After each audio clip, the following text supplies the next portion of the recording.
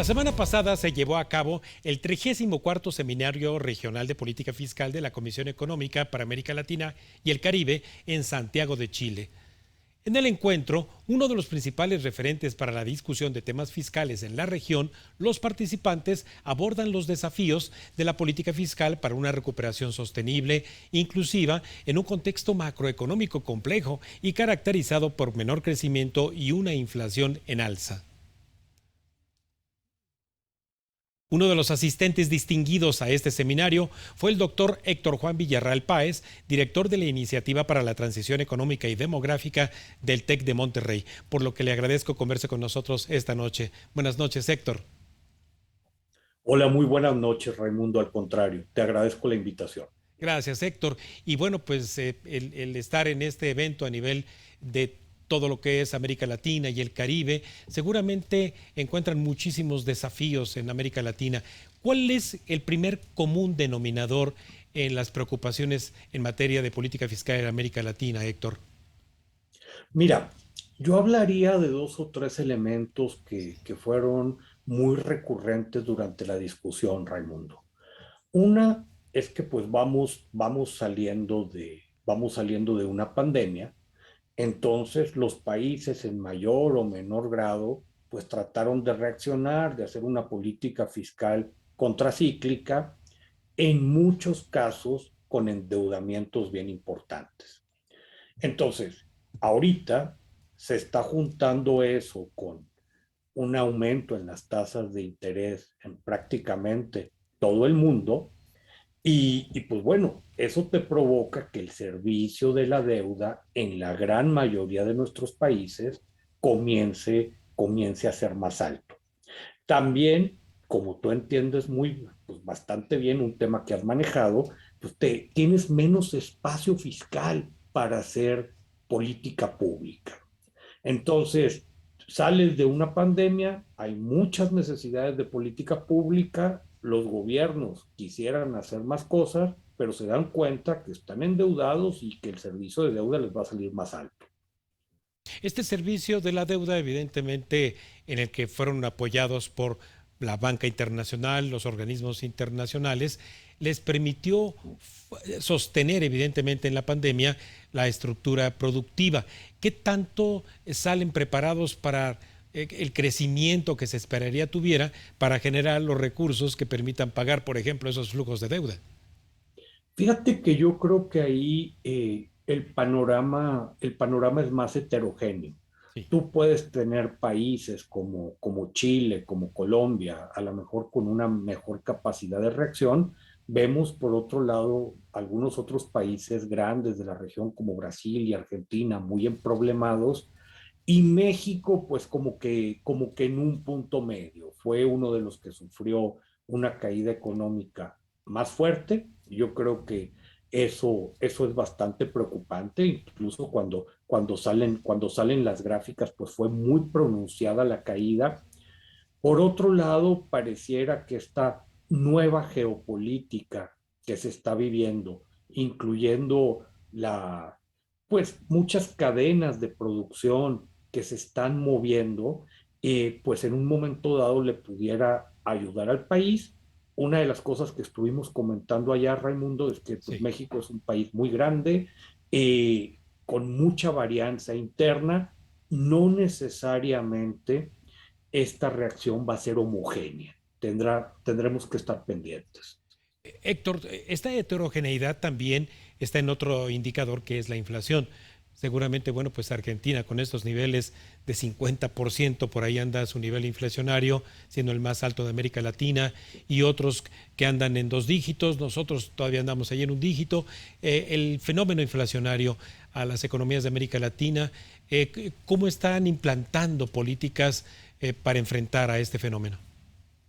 Mira, es una gran pregunta y yo creo que también existen muchas dudas al respecto.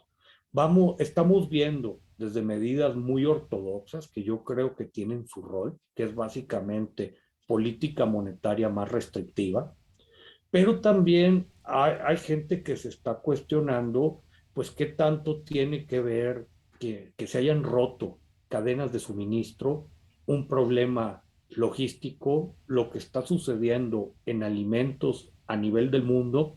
Entonces, también vemos pues alguna intención e intencionalidad, si me permites el término, Sí. de empezar a experimentar con otras políticas, también por el lado de la oferta. Entonces, están las dos cosas ahí, al menos para la discusión. Lo que hemos visto hasta ahorita, Raimundo, es que las reacciones tienen que ver principalmente con políticas monetarias más restrictivas. Sí, Héctor, tú advertiste, particularmente en el caso de México, fuertes presiones, sobre todo en materia de lo que se tiene que erogar por pensiones, las contributivas y las no contributivas, y el servicio de la deuda. ¿Por qué, Héctor? Mira, a mí me invitaron, Raimundo, y agradezco mucho, me pidió la CEPAL que platicara desde la experiencia de México qué elementos podíamos ver para América Latina en cuanto a precisamente a lo que se dedica esta iniciativa del TECLA, de la transición económica y Ah, demográfica, que es cómo todos estos cambios poblacionales van a afectar a las finanzas públicas. Lo que comentamos es que eh, hay un gasto muy fuerte en pensiones que no te lo vas a quitar de la noche a la mañana, pero hay otros elementos ahí presentes. Estamos gastando muy poco en primera infancia. Tenemos que hacernos a la idea que nuestros sistemas de salud van a necesitar más recursos. Con una población que está envejeciendo, pues vas a tener también una transición epidemiológica. Entonces ahí hay un gran reto de financiamiento. No estamos gastando en rubros que son muy importantes, por ejemplo, educación para adultos. También hay un problema de una serie de inversiones, tema que te gusta mucho, que necesitamos para crecer, para cuidar el medio ambiente.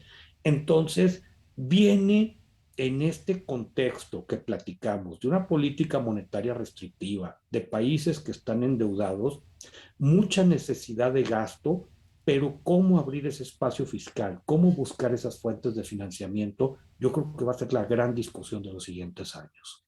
Héctor, ¿cuántos de los países con los cuales pudiste convivir estarían emprendiendo, dado que haya habido algunos cambios de gobierno, como es el caso de Chile, seguramente el de Colombia pronto, en materia de lanzar reformas fiscales y no tanto que sean reformas recaudatorias?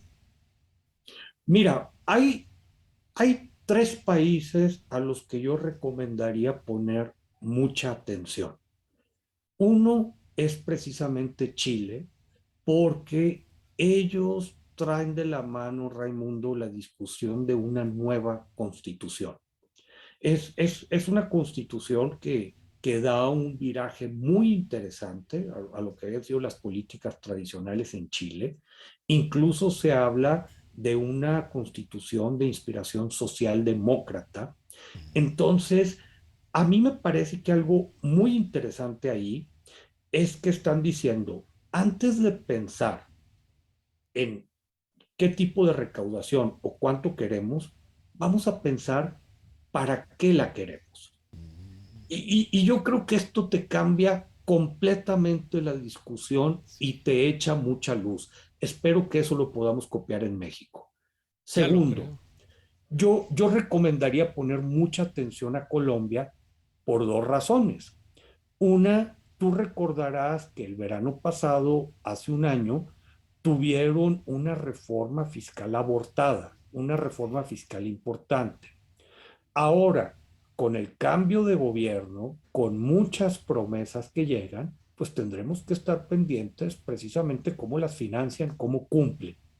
Y el tercer caso, que a lo mejor no necesariamente lo traemos en el radar, pero me parece que es interesantísimo, es lo que está sucediendo en Costa Rica. Fíjate que Costa Rica es un caso muy peculiar porque tiene una especie de sistema fiscal dual, un ministerio de finanzas más tradicional como lo entendemos, pero su seguridad social la financian con un sistema paralelo que llaman la caja. Entonces, ya ahorita también, con un cambio de gobierno y ante muchas presiones en gasto, se están cuestionando a los hermanos ticos cómo poder financiar de manera sostenible esta seguridad social. a mí me parece que es un ejemplo muy bueno para toda la región. Sí, Héctor, ¿y qué tanto se discutió acerca de la progresividad, por ejemplo, de gravar la riqueza? Muchísimo, Raimundo. Fíjate que una de las cosas que me llamó mucho la atención del seminario es que, y quiero mencionarlo porque a lo mejor podrían pensar, ¿sabes qué? Pues es que había un sesgo de ciertos ponentes a posturas más progresistas. Oye, el Fondo Monetario Internacional diciendo, América Latina tiene que depender mucho menos de impuestos indirectos. Necesitamos un sistema renta progresivo que sea el ancla del sistema fiscal. Y por supuesto que se habló de prediales y se habló de impuestos a las herencias y se habló de impuestos al capital. Tenemos que entender que si queremos sistemas fiscales más robustos, el problema de igualdad y redistribución pasa por ello.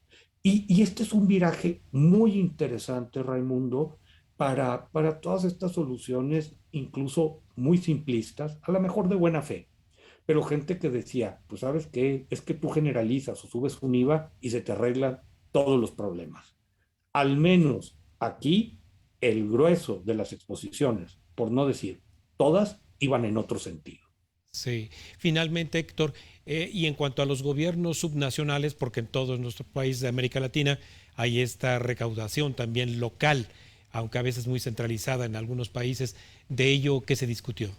Bastante. Fíjate que incluso, y muchas gracias por traer el tema a colación, la CEPAL presentó un reporte muy interesante al respecto, eh, donde dice cuál es la experiencia de la recaudación a nivel subnacional y cuáles son los mejores casos, etcétera. Y fíjate que aquí se alinearon muy bien las cosas porque precisamente mañana el CIEP, institución que tú conoces muy bien, Sí.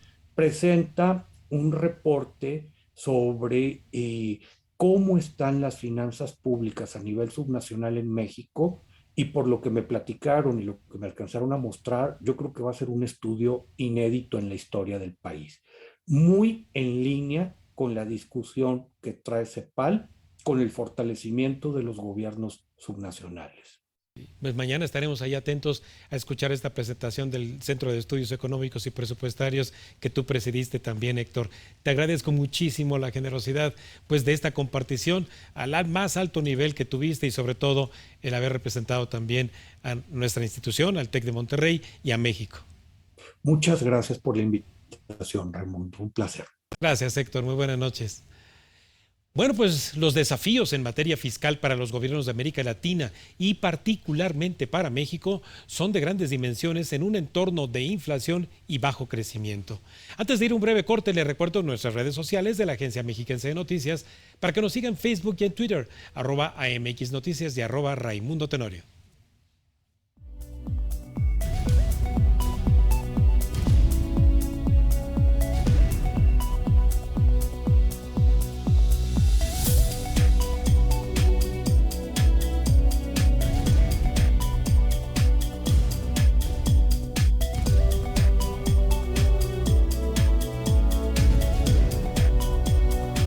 Estás viendo Cuentas Claras con Raimundo Tenorio.